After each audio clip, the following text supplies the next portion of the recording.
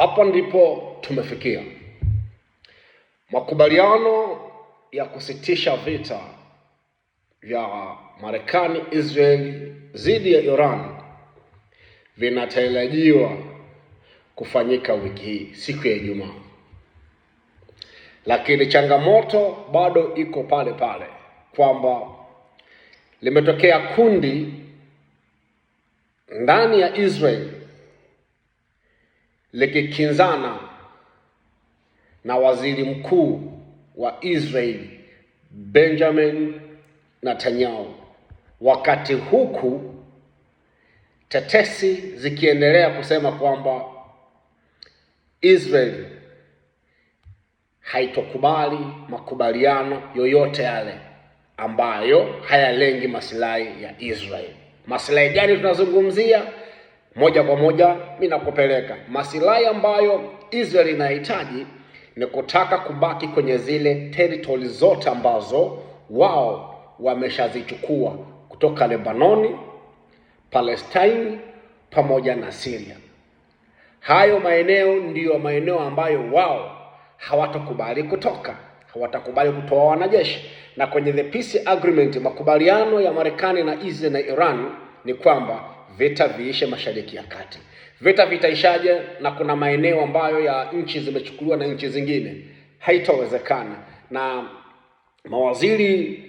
baadhi ya mawaziri Israel wameenda mbali, wamesema kwamba haiwezekani ionekane kwamba wanajeshi wetu walipoteza nguvu kwa kuchukua maeneo haya alafu yarudi kirahisi hivyo inavyotarajiwa.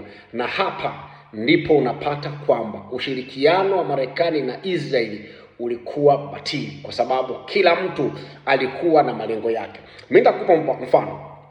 Trump alisema ndani ya vita hivi waliiba mafuta sana, the millions of barrels, waliiba mamilioni ya mapipa ya mafuta kutoka Iran. Hii ni kauli yake alitoa Ijumaa. Netanyahu wanakuambia wao lengo lao ni kutanua ukingo ama boda ama areas ya Israeli kuwa kubwa zaidi. Tayari hapa unapata mawazo mawili tofauti. Aya, tutolee mfano. Marekani amefanikiwa kuiba mafuta aliyokuwa anayataka, yeye anataka kumaliza vita. Je, Israeli ameridhika? Na ndio maana kwenye makubaliano haya yanayoendelea Netanyahu hakuwepo, na Trump anaendelea kumlaumu Netanyahu kwa kuharibu mpango wa kufikia makubaliano. Sasa Iran jana wametangaza ushindi wao, wametangaza ushindi ambao Iran wameitangaza ni mambo matatu. Jambo la kwanza ni kuweza kuizuia ama ni kuweza kuzuia nchi mbili kubwa duniani kifedha, kisera, na kisiasa na kijeshi pia kutokufanikiwa kwa malengo yao. Tukumbuke malengo ya kwanza ya Marekani na Israel kuivamia Iran ni kufanya regime change. Regime change ni kutoa utawala ulioko madarakani na kuweka utawala wao ambao wanautaji, kama walivyofanya Venezuela. Hiyo ilishindikana. Kama walivyofanya Iraq, kama walivyofanya Syria, hiyo kwa Iran imeshindikana. Ushindi wa pili ambao Iran inausherekea ni kwamba hata jana Vice President wa Marekani J.D. Vance ametangaza kwamba Iran watalipwa dola za Kimarekani bilioni 300 kwa kufanya compensation ya destruction, yani malipizi ya uharibifu wa Marekani na Israel waliofanya kwenye vita hii. Tukumbuke mwezi wa tatu Irani ilitoa takwimu ya uharibifu iliyofika bilioni 270. Jana Vice President wa Marekani, makamu wa rais wa Marekani, anatangaza wamekubali kulipa bilioni 300 kwa kufidia uharibifu wa Marekani aliyofanya Iran vita vya tarehe 28. Tayari huo kwao ni ushindi. Alafu la tatu la msingi ni kwamba nchi nyingi zinaenda kutoa vikwazo kwa Irani. Ujerumani imejiunga, Ufaransa imejiunga, Italy imejiunga, UK imejiunga, Spain wako ndani. Sasa nchi hizi za Ulaya ziko tayari kumtolea Irani vikwazo vyote ambavyo alikuwa amewekewa kuanzia mwaka 1978. Kwa Irani ni ushindi mkubwa sana. Nakumbuka bidhaa za Irani, mfano kama mafuta, yalikuwa yamekatazwa kuuzwa popote pale, isipokuwa Mchina ndio alikuwa anafanya biashara hiyo. Kwa kiwango, kwa staili hii, Iran ameshinda vita hivi. Si maneno yangu, maneno ya Trump mwenyewe anasema Iran ni taifa lenye nguvu na lenye moyo wa kuvumilia. Kitendo cha Marekani na Israeli kwenda chini na kukubali kwamba okay, hawa jamaa twende nao kwenye meza, hii ni dhahiri kwamba Iran ni taifa lenye nguvu. Haijalishi wamepitia katika uharibifu wa aina gani, hawajalishi wameuawa viongozi wangapi, lakini kwenye vita lazima watu wafe. Lazima papatikane uharibifu ambao ndiyo madhara ya vita.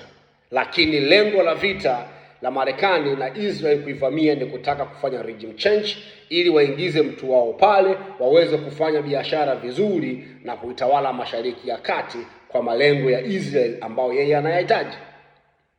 Sasa kitendo cha Netanyahu kutokukubaliana moja kwa moja na makubaliano ya Marekani dhidi ya Iran, hiki kitendo kitasababisha vita kurudia tena.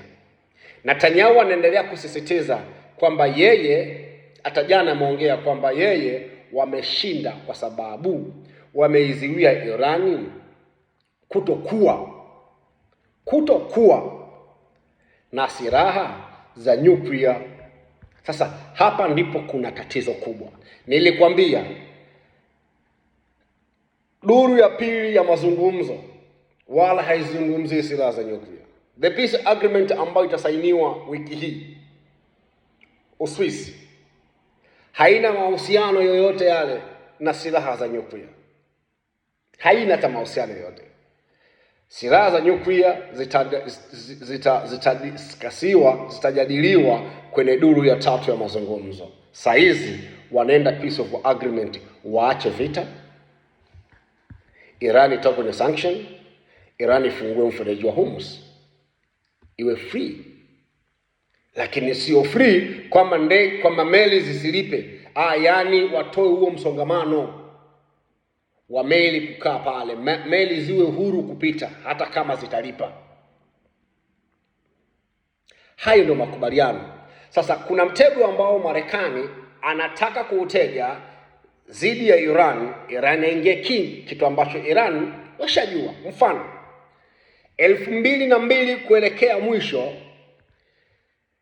shirika la energy hiyo inaitwa International Nuclear Energy pamoja na Umoja wa Mataifa uliruhusu baraza lililoundwa na Umoja wa Mataifa, watafiti wakwenda kuchunguza Iraq kama wanamiliki silaha za nyuklia. Waliingia pale kufanya uchunguzi. Wakati wanaingia kufanya uchunguzi, wao walikuwa malengo na madhumuni ni kuidentify, kuweza kugundua sehemu maalum ambazo wao Iraq wanazitegemea kijeshi. Wamefanya pale zaidi ya miezi 6 kutoka kufika 2003. Saddam alipigwa vibaya sana,